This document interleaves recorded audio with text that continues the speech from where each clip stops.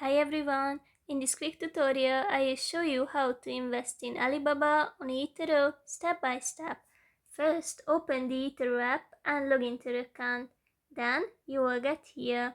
Next, tap on the search bar and start typing Ali and select it from the search results. And now, tap the trade button to start your purchase. First of all, decide how much money you would like to invest, and then you can also set or adjust a few settings.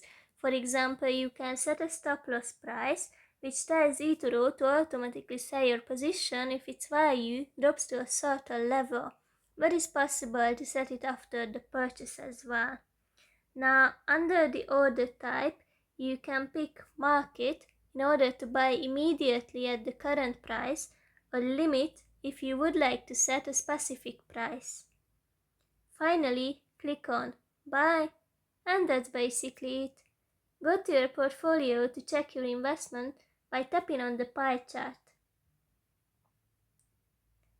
Please note that this video is not financial or investment advice, it is only for educational purposes. Always do your research before making any investment decision. Happy trading, and may the bull market be with you.